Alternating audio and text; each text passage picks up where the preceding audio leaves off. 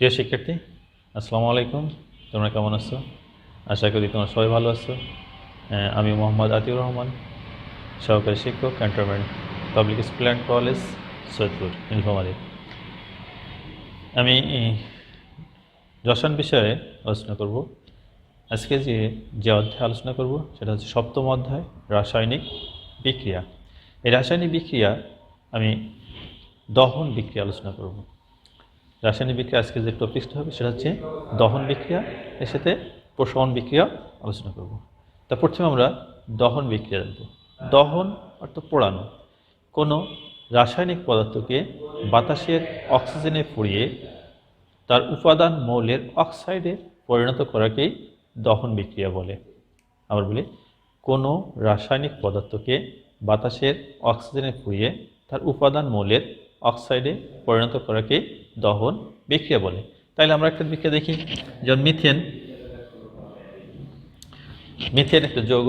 একে যদি বাতাসের অক্সিজেনে আমি পুড়ি, অক্সিজেন হচ্ছে O2, অক্সিজেনে পোড়া হয়, তাহলে কার্বন ডাইঅক্সাইড প্লাস পানি উৎপন্ন হবে, H2O।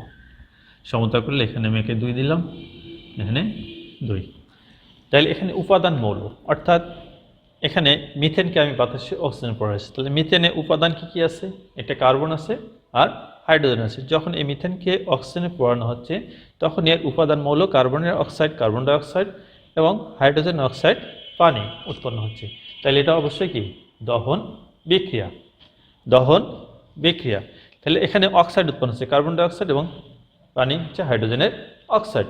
অক্সাইড আমরা জানি যে অক্সিজেন পরমাণু অন্য কোনো মৌলের সাথে যুক্ত হয় যে দ্বিমৌল যৌগ গঠন করে, তাই হচ্ছে অক্সাইড। এখানে কার্বন আর অক্সিজেন, তাই কার্বন ডাইঅক্সাইড। এখানে হাইড্রোজেন অক্সিজেন হচ্ছে, এটাও হাইড্রোজেন অক্সাইড, এটাকে আমরা পানি বলি। প্লাস তাপ উৎপন্ন হয়। তাহলে আমরা দেখলাম যে দহন বিক্রিয়ায় তাপ উৎপন্ন হয়। তাহলে তোমাদের বইয়ে দেখা আছে যে দহন বিক্রিয়া সর্বদা তাপ উৎপন্ন হয়। তাহলে দহন বিক্রিয়া আমরা কি করি? কোনো পদার্থকে অক্সিজেনে পুড়িয়ে তাপ উৎপন্ন করে থাকি। সাধারণত আমরা দহন হিসাবে কয়লা পুড়ি, প্রাকৃতিক গ্যাস পুড়ে থাকি, পেট্রোলিয়াম জাতীয় পদার্থগুলো এগুলো পুড়ে থাকি, কাঠকয়লা পুড়ে থাকি এবং এখান থেকে তাপ পেয়ে থাকি। এখন প্রশ্ন হচ্ছে যে দহন বিক্রিয়ায় সাধারণত তাপ উৎপন্ন হয় কেন? যে দহন বিক্রিয়ায়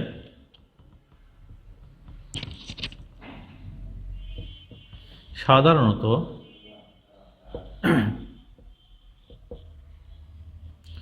তাপ উৎপন্ন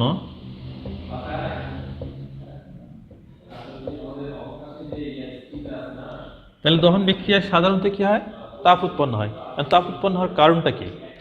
আমরা জানি রাসায়নিক বিক্রিয়ায় তাপ উৎপন্ন হয়, আবার তাপ শোষণ হয়। এক্ষেত্রে রাসায়নিক বন্ধন শক্তি হচ্ছে মূল। রাসায়নিক বন্ধনকে শক্তির আধার বলা হয়। এই রাসায়নিক বিক্রিয়া আমরা জানি বিক্রিয়ক পদার্থগুলোর মধ্যে বন্ধন ভেঙে যায়, এগুলো হচ্ছে বিক্রিয়ক পদার্থ, এটা হচ্ছে উৎপাদ পদার্থ বা উৎপন্ন পদার্থ। তো বিক্রিয়ক পদার্থের মধ্যে বন্ধন ভেঙে যায় এবং উৎপাদ পদার্থের মধ্যে বন্ধন সৃষ্টি হয়। এই বন্ধন ভাঙতে তাপ শক্তি প্রয়োগ করতে হয় এবং বন্ধন সৃষ্টির তাপ নির্গত হয়। তাই এই দহন বিক্রিয়ায় সাধারণত কার্বন ডাইঅক্সাইড এবং পানি উৎপন্ন হয়। এক্ষেত্রে কার্বন ডাইঅক্সাইডে CO2 এর এই কার্বন ডাইঅক্সাইডে C ডাবল বন্ড ও গঠিত হয়। কার্বন ডাইঅক্সাইডে কার্বন দ্বিবন্ধন অক্সিজেন, অর্থাৎ একটি শক্তিশালী বন্ধন গঠিত হয়। অনুরূপভাবে পানিতেও কি হয়? H2O, এই পানিতেও H bond O bond H এর মধ্যে শক্তিশালী বন্ধন গঠিত হয়। তাহলে দহন বিক্রিয়া সাধারণত আমরা কি পাচ্ছি? কার্বন ডাইঅক্সাইড এবং পানি পাচ্ছি। এই কার্বন ডাইঅক্সাইডের মধ্যে কার্বন ডাবল বন্ড অক্সিজেন এবং হাইড্রোজেন পানির মধ্যে H বন্ড O, অর্থাৎ হাইড্রোজেন অক্সিজেনের মধ্যে শক্তিশালী বন্ধন সৃষ্টি হচ্ছে।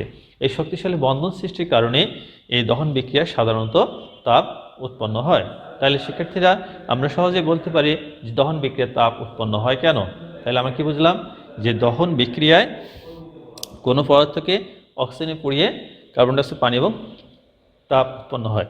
কারণ কার্বন ডাইঅক্সাইড অণুতে কার্বন দ্বিবন্ধন অক্সিজেন এবং পানি অণুতে হাইড্রোজেন বন্ড অক্সিজেনের মধ্যে শক্তিশালী বন্ধন গঠিত হয়, যেহেতু এক্ষেত্রে বিক্রিয়ক পদার্থের মধ্যে বন্ধন ভাঙতে কম শক্তির প্রয়োজন হয়, আর উৎপাদ পদার্থের মধ্যে যেহেতু শক্তিশালী বন্ধন সৃষ্টি হয়, এই কারণে দহন বিক্রিয়ায় সাধারণত তাপ উৎপন্ন হয়। এটা গেল দহন বিক্রিয়া। তাহলে আমরা বুঝলাম যে দহন বিক্রিয়া কি এবং দহন বিক্রিয়ায় কেন তাপ উৎপন্ন হয়। এবার আসবো আমরা প্রশমন বিক্রিয়া।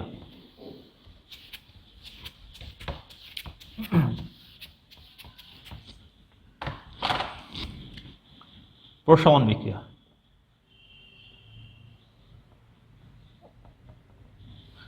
প্রশমন বিক্রিয়া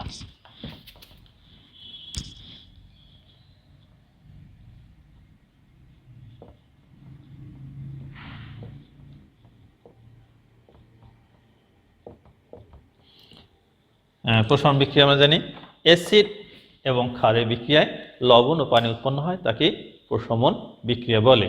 অ্যাসিড এবং ক্ষারের বিক্রিয়ায় নিরপেক্ষ পদার্থ লবণ এবং পানি উৎপন্ন হয়, তাকে প্রশমন বিক্রিয়া বলে। অর্থাৎ আমরা বলতে পারি যে বিক্রিয়ায় অ্যাসিডের ধর্ম হারিয়ে ফেলে এবং ক্ষারের ধর্ম হারিয়ে ফেলে নিরপেক্ষ পদার্থ লবণ এবং পানি উৎপন্ন হয়, সে বিক্রিয়াকে আমরা প্রশমন বিক্রিয়া বলি। যেমন HCl, এটা hydrochloric acid plus sodium hydroxide ক্ষার বিক্রিয়া করে সোডিয়াম ক্লোরাইড NaCl প্লাস পানি উৎপন্ন হয়। এটা একটি প্রশমন বিক্রিয়া, কারণ এটা হচ্ছে HCl হচ্ছে অ্যাসিড, সোডিয়াম হাইড্রোক্সাইড ক্ষার, এটা লবণ, এটা হচ্ছে পানি। তাহলে আমরা জানি যে রাসায়নিক বিক্রিয়ায় অ্যাসিড এবং ক্ষার বিক্রিয়া করে লবণ ও পানি উৎপন্ন হয়, তাকেই প্রশমন বিক্রিয়া বলে। এক্ষেত্রেও তোমাদের বই দেওয়া আছে যে প্রশমন বিক্রিয়া সর্বদাই তাপ উৎপন্ন হয়। কারণ আমরা যদি এই বিক্রিয়াগুলো আমরা যদি উদ্দীপকে নিয়ে আসি, একটা বিকারে যেটা রাখলাম অ্যাসিড, যেরকম একটা বিক্রিয়া রাখলাম HCl, এটা দিলাম, আর একটা বিক্রিয়া রাখি যদি সোডিয়াম হাইড্রোক্সাইড। এখন যদি বলি যে A ও B পাত্রের মিশ্রণ তাপের কোনো পরিবর্তন হবে কিনা, A ও B পাত্রে, তাহলে A পাত্রে হচ্ছে অ্যাসিড, B পাত্রে হচ্ছে ক্ষার, অর্থাৎ অ্যাসিড ও ক্ষারের বিক্রিয়াটা হবে কি প্রশমন বিক্রিয়া, আর প্রশমন বিক্রিয়া মানেই সেখানে তাপ উৎপন্ন হবে। এখন প্রশমন বিক্রিয়ায় কেন তাপ উৎপন্ন হয় সেটা আমরা এখন জানবো, যে প্রশমন বিক্রিয়ায় তাপ উৎপন্ন হয় কেন।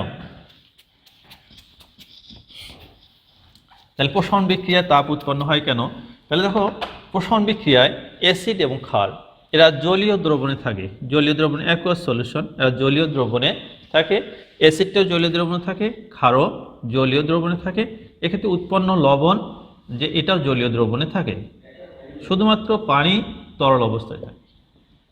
তাহলে আমরা দেখলাম যে প্রশমন বিক্রিয়ায় অ্যাসিড এবং ক্ষার জলীয় দ্রবণে বিক্রিয়া অংশগ্রহণের পূর্বে এরা কি থাকে আয়নিত অবস্থায় থাকে, উৎপন্ন লবণও আয়নিত অবস্থায় থাকে, শুধুমাত্র পানিতে কি হয় বন্ধন গঠিত হয়। তাহলে আমরা লিখি এর আয়নিত অবস্থাটা, আয়নিত অবস্থা। তাহলে সোডিয়াম হাইড্রোক্লোরিক আয়নিত হয় HCl plus Cl minus plus sodium hydroxide আয়নিত হয় Na প্লাস OH মাইনাস, এই লবণটা আয়নিত অবস্থা থাকে সোডিয়াম প্লাস Cl মাইনাস, শুধুমাত্র পানিতে কি হয় বন্ধন তৈরি হয়, hydrogen bond H bond H তৈরি হলো। তাহলে দেখো প্রশমন বিক্রিয়া কি হলো, এই অ্যাসিড ও জলীয় দ্রবণে এর আয়নিত অবস্থা আছে, অর্থাৎ এখানে বন্ধন ভাঙনের প্রয়োজন হয় না। এখানে উৎপন্ন ক্ষারটাও কি হচ্ছে জলীয় দ্রবণে আয়নিত অবস্থা আছে, এখানে বন্ধন ভাঙনের প্রয়োজন হয় না। উৎপন্ন লবণ আয়নিত অবস্থা আছে, শুধুমাত্র পানিতে হাইড্রোজেন আর অক্সিজেনের মধ্যে বন্ধন সৃষ্টি হয়েছে। এক্ষেত্রে অ্যাসিডের H প্লাস এবং ক্ষারের OH আয়ন যুক্ত হয়ে পানি তৈরি করে। তাহলে অ্যাসিডের H প্লাস প্লাস ক্ষারের OH মাইনাস আয়ন এর যুক্ত হয়ে এই পানি উৎপন্ন হয়। আর যে অন্য অন্য আয়ন, এখানে সোডিয়াম আর ক্লোরিন এর আয়নিত অবস্থা আছে। তাহলে শুধুমাত্র পানিতে কি হচ্ছে বন্ধন তৈরি হচ্ছে এবং এখানে একটা নির্দিষ্ট পরিমাণ তাপ উৎপন্ন হচ্ছে। তোমাদের বই দেওয়া আছে 57.34 কিলোজুল। এই পরিমাণ তাপ উৎপন্ন হচ্ছে। এখানে তাপটা নির্দিষ্ট কেন হলো? কারণ প্রসারণ বিক্রিয়া শুধুমাত্র হাইড্রোজেন আর এস প্লাস আয়ন আর ওএস এর মধ্যে কী হচ্ছে, বিক্রিয়াকার পানি তৈরি হচ্ছে, অর্থাৎ হাইড্রোজেন অক্সিজেনের বন্ধনটা হচ্ছে নির্দিষ্ট, একটাই বন্ধন তৈরি হচ্ছে, এই কারণে তাপটা হচ্ছে কি নির্দিষ্ট। এই কারণে তাপটা হচ্ছে নির্দিষ্ট। তাইলে আমরা বুঝলাম যে প্রসারণ বিক্রিয়ায় শুধুমাত্র পানিতে কি হয়, বন্ধন সৃষ্টি হয়। আমরা আগে বলছিলাম যে রাসায়নিক বিক্রিয়ায় বন্ধন ভাঙনে শক্তি প্রয়োগ করতে হয় এবং বন্ধন সৃষ্টিতে শক্তি নির্গত হয়।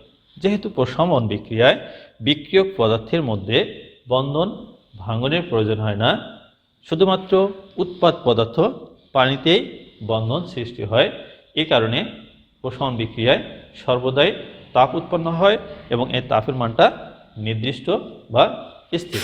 সুতরাং আমরা বলতে পারি যে সকল প্রশমন বিক্রিয়ায় তাপ উৎপাদী এরকম থাকতে পারে। অথবা আমরা কখনো উদ্দীপক থাকবে যে একাধিক বিক্রিয়ক তুলে দিয়েছে, দিয়ে বলা হচ্ছে উদ্দীপকের কোন বিক্রিয়াটি সর্বদাই তাপ উৎপাদী। আমি এরকম একটা বিক্রিয়া দেখি,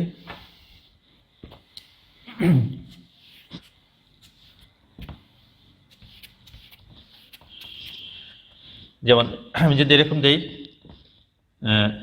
nitrogen plus oxygen 2NO H2SO4 plus sodium hydroxide, sodium sulphate plus পানি। এখন যদি বলি উদ্দীপকের কোন বিক্রিয়াটি সর্বদাই তাপ উৎপাদী, তাহলে আমরা শিখছি যে প্রশমন বিক্রিয়া সর্বদাই তাপ উৎপাদী। তাহলে এই বিক্রিয়াটা হচ্ছে এটা সালফিউরিক অ্যাসিড, এটা অ্যাসিড, সোডিয়াম হাইড্রোক্সাইড এটা ক্ষার, তাহলে অ্যাসিড আর ক্ষারের বিক্রিয়ায়, তাহলে ওটা অবশ্যই বিক্রিয়া কি প্রশমন বিক্রিয়া। তাহলে অবশ্যই কি 2 নং বিক্রিয়াটি হচ্ছে সর্বদাই তাপ উৎপাদী। এবং কেন তাপ উৎপাদী তার আমরা ব্যাখ্যা শিখলাম। সুতরাং আমরা বলতে পারবো যে প্রশমন বিক্রিয়া তাপ উৎপাদী এবং কেন তাপ উৎপাদী এরও ব্যাখ্যা আমরা শিখলাম এবং সেটা লিখতে পারবো।